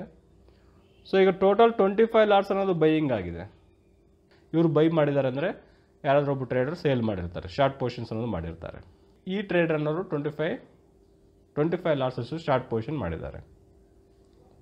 So Thursday total open interest ಎಷ್ಟಾಗಿದೆ? A trader and B trader ಹತ್ರ 30 ಲಾಟ್ಸ್ ಅನ್ನೋದು ಬೈಯಿಂಗ್ ಪೊಸಿಷನ್ ಓಪನಲ್ಲಿವೆ. And D and E traders ಹತ್ರ 30 ಶಾರ್ಟ್ ಪೊಸಿಷನ್ಸ್ ಅನ್ನೋದು ಓಪನಲ್ಲಿವೆ. ಟೋಟಲ್ ಎಷ್ಟಾಯಿತು? 30 ಅನ್ನೋದು ಓ ಎ ಆಗಿದೆ. ಓಪನ್ ಇಂಟ್ರೆಸ್ಟ್ ಅಂದರೆ ಏನು? ಫ್ಯೂಚರ್ಸ್ ಆ್ಯಂಡ್ ಆಪ್ಷನ್ಸ್ ಅನ್ನೋದು ಬೈ ಮಾಡಿ ತಮ್ಮ ಪೊಸಿಷನ್ಸ್ ಅನ್ನೋದು ಓಪನ್ ಇಟ್ಕೊಂಡ್ರೆ ಬೈಯರ್ಸ್ನ ಅಷ್ಟೇ ಇರ್ತಾರೆ, ಸೇಲರ್ಸ್ನ ಅಷ್ಟೇ ಇರ್ತಾರೆ. ಅದು ಓವರಾಲ್ ಆಗಿ ತೋರಿಸೋದು ಓ ಎಲ್ಲಿ ತೋರಿಸುತ್ತಾರೆ. 30 ಲಾಟ್ಸ್ ಬೈಯಿಂಗ್ನೂ ಮಾಡಿದ್ದಾರೆ, 30 ಲಾಟ್ಸ್ ಸೇಲಿಂಗ್ನೂ ಆಗಿದೆ. ಅಂದರೆ ಲಾಂಗ್ ಪೊಸಿಷನ್ಸ್ ತೊಗೊಂಡಿದ್ದಾರೆ, ಶಾರ್ಟ್ ಪೊಸಿಷನ್ಸ್ ಅನ್ನೋದು ಮಾಡಿದ್ದಾರೆ. ಇನ್ನೂ ಪೊಸಿಷನ್ಸ್ ಅನ್ನೋದು ಓಪನಲ್ಲಿವೆ, ಇನ್ನೂ ಕ್ಲೋಸ್ ಆಗಿಲ್ಲ. ಸೊ NSE ವೆಬ್ಸೈಟಲ್ಲಿ ನಿಫ್ಟಿ ಫ್ಯೂಚರಲ್ಲಿ ಎಷ್ಟು ಓಪನ್ ಇಂಟ್ರೆಸ್ಟ್ ಇದೆ ಅಂತ ತಿಳ್ಕೊಳ್ಳೋಣ. ಏಪ್ರಿಲ್ ಮಂತ್ ಫ್ಯೂಚರಲ್ಲಿ ಇಲ್ಲಿ ನಾವು ನೋಡ್ಬೋದು open interest, change in open interest, percentage of change in open interest. 1,21,644 lots ಅಷ್ಟು ಬೈ ಮಾಡಿ ಪೊಸಿಷನ್ಸ್ ಅನ್ನೋದು ಓಪನಲ್ಲಿ ಇಟ್ಕೊಂಡಿದ್ದಾರೆ. ಆ್ಯಂಡ್ ಚೇಂಜ್ ಇನ್ ಓಪನ್ ಇಂಟ್ರೆಸ್ಟಲ್ಲಿ 2,541 ಲಾಟ್ಸ್ ಅಷ್ಟು ಅವರು ಆ್ಯಡ್ ಆಗಿದೆ, ಪ್ಲಸ್ ಆಗಿದೆ. ಇನ್ ಕೇಸ್ ಮೈನಸ್ ಆಗಿದೆ ಅಂದರೆ ಪೊಸಿಷನ್ಸ್ ಅನ್ನೋದು ಕ್ಲೋಸ್ ಮಾಡ್ಕೊಂಡಿದ್ದಾರೆ ಅಂತ ಅದರ ಅರ್ಥ. ಪ್ಲಸ್ ಆಗಿದೆ ಅಂದರೆ ಇನ್ನೂ ನ್ಯೂ ಪೊಸಿಷನ್ಸ್ ಅನ್ನೋದು ಆ್ಯಡ್ ಆಗಿದೆ ಅಂತ ಅದರ ಅರ್ಥ. 2,541 ಲಾಟ್ಸ್ ಅಷ್ಟು ಬೈಯಿಂಗ್ನೂ ಆಗಿದೆ, ಸೇಲಿಂಗ್ನೂ ಆಗಿದೆ. ಅದರಲ್ಲಿ change in open interest in ಪರ್ಸೆಂಟೇಜಲ್ಲಿ ನೋಡ್ಕೊಂಡಲ್ಲಿ 2.13% ಅಷ್ಟು ಪೊಸಿಷನ್ಸ್ ಅನ್ನೋದು ಆ್ಯಡ್ ಆಗಿದೆ. ಓಪನ್ ಇಂಟ್ರೆಸ್ಟ್ ಅನ್ನೋದು ಆ್ಯಡ್ ಆಗಿದೆ. ಓಪನ್ ಇಂಟ್ರೆಸ್ಟಲ್ಲಿ ಬೈಯರ್ಸ್ನ ಇರ್ತಾರೆ, ಸೇಲರ್ಸ್ನೂ ಇರ್ತಾರೆ. ತಮ್ಮ ಪೊಸಿಷನ್ಸ್ ಅನ್ನೋದು ಓಪನಲ್ಲಿರುತ್ತೆ. ಇನ್ನು ಈಗ ಪ್ರೆಸೆಂಟ್ ನಿಫ್ಟಿ ಫ್ಯೂಚರಲ್ಲಿ 1,21,644 ಲಾಟ್ಸ್ ಅಷ್ಟು ಪೊಸಿಷನ್ಸ್ ಅನ್ನೋದು ಓಪನಲ್ಲಿವೆ. ಇಷ್ಟು ಲಾಟ್ಸ್ ಅನ್ನೋದು ಬೈಯಿಂಗ್ನೂ ಮಾಡಿದ್ದಾರೆ, ಇಷ್ಟು ಲಾಟ್ಸ್ ಅಷ್ಟು ಸೇಲಿಂಗ್ನೂ ಮಾಡಿದ್ದಾರೆ. ಲಾಂಗ್ ಪೊಸಿಷನ್ ಬೈಯಿಂಗ್ ಅನ್ನೋದು ಯಾರು ಮಾಡ್ತಾರೆ? Short position. ಸೇಲಿಂಗ್ ಅನ್ನೋದು ಯಾರು ಮಾಡ್ತಾರೆ? ಪ್ರೈಸ್ ಇನ್ಕ್ರೀಸ್ ಆಗುತ್ತೆ ಅಂತೇಳಿ ಅಂದ್ಕೊಂಡಿದ್ದವರು ಪೊಸಿಷನ್ಸ್ನ ಬೈ ಮಾಡಿ ಹೋಲ್ಡಿಂಗ್ ಮಾಡಿರ್ತಾರೆ. ಪ್ರೈಸ್ ಡಿಕ್ರೀಸ್ ಆಗುತ್ತೆ, ನಿಫ್ಟಿ ಫ್ಯೂಚರ್ ಪ್ರೈಸ್ ಡಿಕ್ರೀಸ್ ಆಗುತ್ತೆ ಅಂದ್ಕೊಂಡಿದ್ದವರು ಶಾರ್ಟ್ ಪೊಸಿಷನ್ ಮಾಡಿ ಪೊಸಿಷನ್ಸ್ ಅನ್ನೋದು ಓಪನಲ್ಲಿ ಇಟ್ಕೊಂಡಿರ್ತಾರೆ. ಓಪನ್ ಇಂಟ್ರೆಸ್ಟ್ ಬೇರೆ, ವ್ಯಾಲ್ಯೂಮ್ ಅನ್ನೋದು ಬೇರೆ. ಓಪನ್ ಇಂಟ್ರೆಸ್ಟ್ ಅಂದರೆ ಫ್ಯೂಚರ್ಸ್ ಆ್ಯಂಡ್ ಆಪ್ಷನ್ಸ್ಗಳನ್ನ ಬೈ ಮಾಡಿ ತಮ್ಮ ಪೊಸಿಷನ್ಸ್ ಅನ್ನೋದು ಓಪನಲ್ಲಿ ಇಟ್ಕೊಂಡಿದ್ರೆ ಅದಕ್ಕೆ ನಾವು ಓಪನ್ ಇಂಟ್ರೆಸ್ಟ್ ಅಂತೇವೆ. ವ್ಯಾಲ್ಯೂಮ್ ಅಂದರೆ ಬೈಯರ್ಸ್ ಆ್ಯಂಡ್ ಸೆಲ್ಲರ್ಸ್ ನಡುವೆ ಎಷ್ಟು ಟ್ರಾನ್ಸಾಕ್ಷನ್ ಆಗಿ ತೋರಿಸೋದೆ ವ್ಯಾಲ್ಯೂಮ್ ಆಗಿರುತ್ತೆ. ವ್ಯಾಲ್ಯೂಮ್ಸಲ್ಲಿ ಇನ್ನೊಂದು ಹೋಗೋಬೇಕು, ಸ್ಟಾಕ್ಸ್ಗಳಲ್ಲಿ ವ್ಯಾಲ್ಯೂಮ್ ಬೇರೆ ಇರುತ್ತೆ, ಡೆರಿವೇಟಿವ್ಸ್ ಫ್ಯೂಚರ್ ಆ್ಯಂಡ್ ಆಪ್ಷನ್ಸಲ್ಲಿ ವ್ಯಾಲ್ಯೂಮ್ಸ್ ಅನ್ನೋದು ಬೇರೆ ಇರುತ್ತೆ. ಫ್ಯೂಚರ್ ಆ್ಯಂಡ್ ಆಪ್ಷನ್ಸ್ ಅಂದರೆ ಬೈಯರ್ಸ್ ಆ್ಯಂಡ್ ಸೆಲ್ಲರ್ಸ್ ನಡುವೆ ಕಾಂಟ್ಯಾಕ್ಟು. ಒಂದು ಲಾಟ್ನ ಬೈ ಮಾಡಿರ್ತಾರೆ, ಒಂದು ಲಾಟ್ನ ಸೇಲ್ ಮಾಡ್ತಾರೆ. ಅವಾಗ ಎಷ್ಟು ಆಯ್ತಲ್ಲಿ? ಓನ್ಲಿ ಒನ್ ಲಾಟ್ ಅನ್ನೋದೇ ಬೈಯಿಂಗ್ನೂ ಮಾಡಿದ್ದಾರೆ, ಸೇಲಿಂಗ್ನೂ ಮಾಡಿರ್ತಾರೆ. ಸ್ಟಾಕ್ಸ್ಗಳಲ್ಲಿ ಏನಾಗುತ್ತೆ ಅಂದರೆ ಬೈಯರ್ಸ್ ಆ್ಯಂಡ್ ಸೆಲ್ಲರ್ಸ್ ನಡುವೆ ಎಷ್ಟು ಶೇರ್ಸ್ ಅನ್ನೋ ಟ್ರಾನ್ಸಾಕ್ಷನ್ ಆಗಿದೆ ಅಲ್ಲ, ಟೋಟಲ್ ಆ್ಯಡ್ ಮಾಡಿ ನಾವು ಎಷ್ಟು ಟ್ರಾನ್ಸಾಕ್ಷನ್ ಆಗಿರುತ್ತಲ್ಲ ಅದಕ್ಕೆ ನಾವು ವ್ಯಾಲ್ಯೂಮ್ ಅಂತೇವೆ. ಅಂದರೆ ಸಪೋಸ್ ಬೈಯರ್ ಅನ್ನೋರು 100 ಶೇರ್ಸ್ನ ಬೈ ಮಾಡಿರ್ತಾರೆ, ಸೇಲರ್ಸ್ ಅನ್ನೋರು 100 ಶೇರ್ಸ್ನ ಸೇಲ್ ಮಾಡಿರ್ತಾರೆ. ಅವ್ರ ಟೋಟಲ್ ವ್ಯಾಲ್ಯೂಮ್ ಎಷ್ಟಾಯಿತು? 200 ಅನ್ನೋದು ವ್ಯಾಲ್ಯೂಮ್ ಆಗುತ್ತೆ. ಬಟ್ ಫ್ಯೂಚರ್ಸ್ ಆ್ಯಂಡ್ ಆಪ್ಷನ್ಸಲ್ಲಿ ಏನಾಗುತ್ತೆ? ಕಾಂಟ್ಯಾಕ್ಟ್ರು, ಬೈಯರ್ಸ್ ಆ್ಯಂಡ್ ಸೆಲ್ಲರ್ಸ್ ಅನ್ನೋದು ಕಾಂಟ್ಯಾಕ್ಟ್ರು, ಒಂದು ಲಾಟ್ ಅನ್ನೋದೇ ಕಾಂಟ್ಯಾಕ್ಟ್ರು. ಸೊ ಬೈಯರ್ ಅನ್ನೋರು ಒಂದು ಲಾಟ್ನ ಬೈ ಮಾಡಿದ್ದಾರೆ, ಸೇಲರ್ ಅನ್ನೋ ಒಂದು ಲಾಟ್ನ ಸೇಲ್ ಮಾಡಿದ್ದಾರೆ. ಸೊ ಇಬ್ಬರ ನಡುವೆ ಎಷ್ಟಾಯಿತು? ಈಗ ಒನ್ ಅನ್ನೋದೇ ಆ ಡೇನ ವ್ಯಾಲ್ಯೂಮ್ ಆಗಿರುತ್ತೆ. ವ್ಯಾಲ್ಯೂಮಲ್ಲಿ ಏನು ಕನ್ಸಿಡರ್ ಆಗುತ್ತೆ ಅಂದರೆ ಆ ದಿನಕ್ಕೆ ಫ್ರಮ್ 9:15 to 3:30ವರೆಗೆ ಎಷ್ಟು ಲಾಟ್ಸ್ ಅನ್ನೋದು ಬೈಯಿಂಗ್ ಸೇಲಿಂಗ್ ಆಗಿದೆ.